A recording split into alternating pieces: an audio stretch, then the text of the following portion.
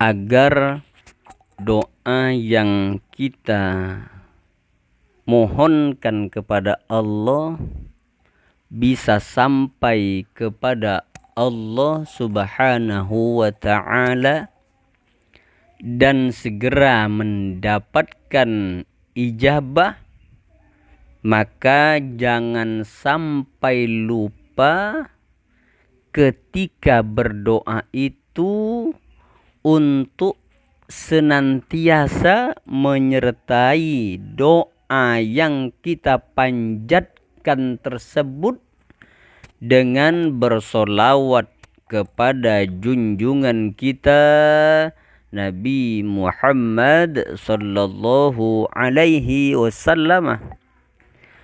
Mencapai suatu kesempurnaan berdoa adalah dengan mengawali doa-doa kita dengan membaca solawat kepada Nabi Muhammad sallallahu alaihi wasallam.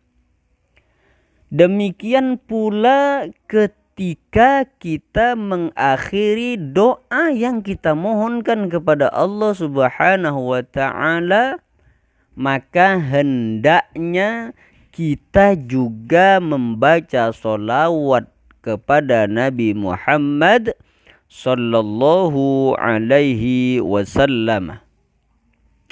Dalam kitab Al-Fawaid Al-Mukhtarah, Syekh Abdul Wahab Asy-Sya'rani meriwayatkan bahwa Abul Mawahib Asy-Syadzili berkata, Ra'aitu Sayyidal Alamina sallallahu alaihi wasallam faqultu ya Rasulullah salatullahi ashran liman shalla alaika marratan wahidatan hal dzalika liman hadaral qalb, yang artinya aku pernah bermimpi bertemu baginda Nabi Muhammad sallallahu alaihi wasallam.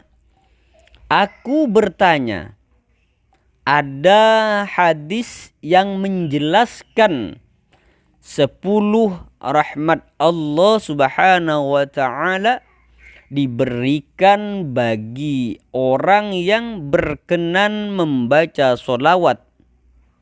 Apakah dengan syarat saat membaca harus dengan hati hadir dan memahami artinya? Rasulullah sallallahu alaihi wasallam kemudian menjawab, qala la bal huwa likulli musalli alayya walau ghafilan. Kata Rasulullah, tidak. Ya, Rasulullah menjawab tidak. Bahkan itu diberikan bagi siapa saja yang membaca solawat meski tidak paham arti solawat yang ia baca. Allah Subhanahu wa ta'ala memerintahkan malaikat untuk selalu memohonkan doa kebaikan dan memintakan ampun bagi orang tersebut. Terlebih jika ia membaca dengan hati yang hadir, pasti tentunya pahalanya sangat besar. Hanya Allah Subhanahu wa ta'ala sajalah yang mengetahui seberapa besar pahala yang ia peroleh. Bahkan ada sebuah keterangan yang apabila kita berdoa akan tetapi tidak dimulai dengan memuji kepada Allah Subhanahu wa ta'ala, dan tanpa membaca solawat kepada Rasulullah sallallahu alaihi wasallam, maka orang yang berdoa tersebut disebut sebagai orang yang terburu-buru.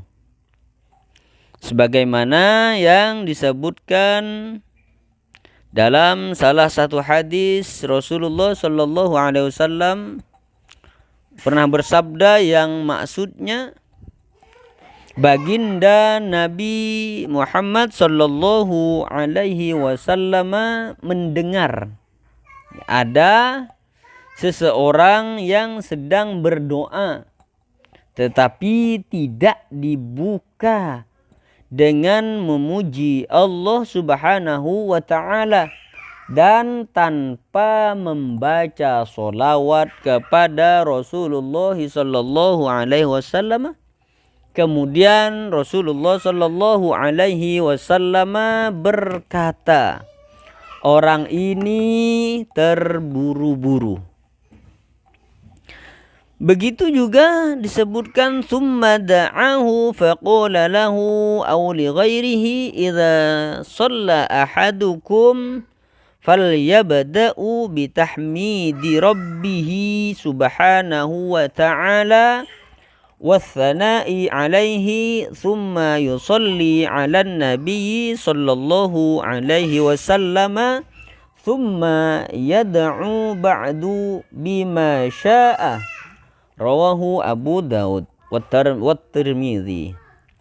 Yang artinya Rasulullah sallallahu alaihi wasallam setelah itu mengundang orang tersebut, orang yang maksudnya orang yang berdoa tanpa didahului dengan memuji kepada Allah Subhanahu wa taala dan tanpa didahului dengan bersolawat kepada Nabi Muhammad sallallahu alaihi wasallam.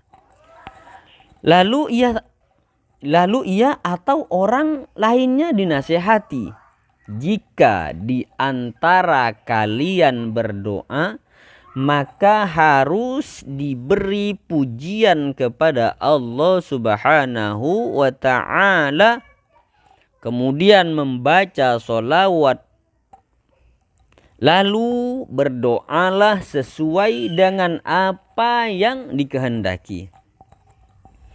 Apalagi jika bertepatan pada hari Jumat, hari yang mulia, maka perbanyaklah membaca solawat pada hari Jumat tersebut. Rasulullah sallallahu alaihi wasallam pernah bersabda, inna min afdali ayyamikum yaumal jumu'ati fa'akthiru alayya minas salati fihi fa inna salatukum ma'rudatun alayya. Yang artinya Rasulullah sallallahu alaihi wasallam bersabda, hari yang paling mulia adalah hari Jumat. Maka perbanyaklah solawat di hari itu, karena solawat kalian dihaturkan kepadaku. Hadis riwayat Imam Abu Daud. Ulama sepakat bahwa solawat, bacaan solawat itu pasti diterima, karena dalam rangka memuliakan Rasulullah sallallahu alaihi wasallam. Ada penyair yang berkata, di dalam syairnya mengatakan, adimis sholata ala Muhammadin faqbuluha hatman bighairi taraddudin. A'maluna bainal qabuli wa raddiha illa sholata ala nabi Muhammadin. Yang artinya, bacalah solawat selalu, sebab solawat itu pasti diterima. Adapun amal yang lain mungkin saja diterima dan mungkin ditolak, kecuali sholawat. Sholawat pasti diterima. Supaya doa berhasil dan terkabul, maka saat berdoa kita harus tentunya dengan adab dan tata cara yang tepat, yaitu dimulai dengan memuji kepada Allah Subhanahu wa ta'ala dan membaca sholawat kepada Rasulullah sallallahu alaihi wasallam, sebagaimana kita mafhumi bahwa doa yang tidak disertai dengan sholawat kepada Nabi sallallahu alaihi wasallam akan terhenti di antara langit dan bumi. Oleh karenanya, selain membaca sholawat Nabi Muhammad sallallahu alaihi wasallam sebelum berdoa, sebaiknya juga mendahuluinya dengan memuji kepada Allah Subhanahu wa ta'ala.